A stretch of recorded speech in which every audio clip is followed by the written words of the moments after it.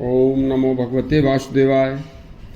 आज की आचार्य चाणक्य की बहुत ही एक शिक्षाप्रद कहानी है, एक बार पूरी सुनना। आचार्य कहते हैं कि मैंने अहरनिश रात दिन कठोर परिश्रम करके यह पाया है कि कोई भी साधारण मनुष्य संसार के समस्त धर्मशास्त्रों का अध्ययन अपने एक जीवन में नहीं कर सकता, क्योंकि धर्मशास्त्रों का एक अपार पार न पाने वाला अनंत है इतिहास है।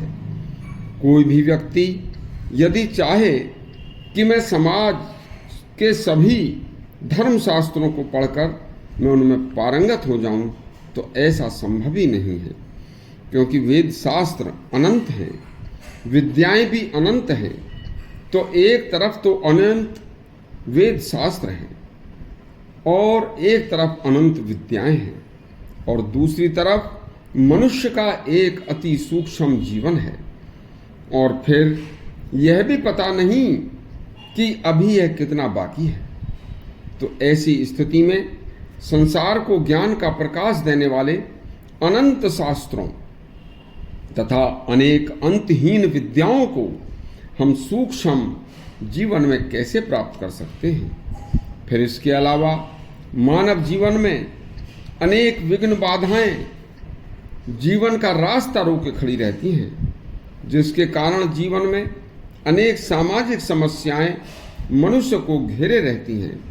इन सब सार गर्भित बातों को ध्यान में रखते हुए विद्वान आचार्य चाणक्य ने अपनी पुस्तक चाणक्य नीति के अध्याय 15 के श्लोक नंबर 10 में स्पष्ट खोलकर बताया है। सुनिए।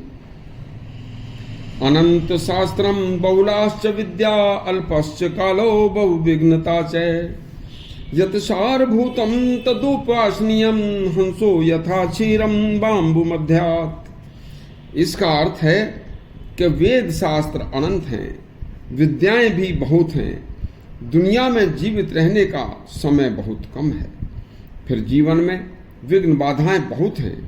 तो फिर ऐसी स्थिति में सभी शास्त्रों का जो सार तत्व है, केवल जो ग्रहण करने योग्य कुछ बातें, सार गर्भित बातें हैं, केवल उस सार तत्व को ही ग्रहण कर लेना चाहिए।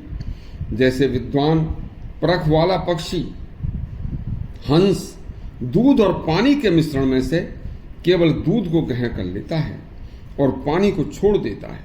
इसी तरह मनुष्य को अपने छोटे से जीवन में केवल ग्रहण करने वाले, जो ग्रहण करने योग्य धर्मशास्त्रों के सार हैं, उन सार को ही ग्रहण करके अपना मानव जीवन सफल बना लेना चाहिए। कल फिर आपको एक अति पवित्र ज्ञानवर्धक कहानी सुनाएंगे। यदि आप हमारे चैनल पर नए हैं तो एक बार हमारा चैनल अवश्य सब्सक्राइब करें और बेल आइकन दबाएं। धन्यवाद।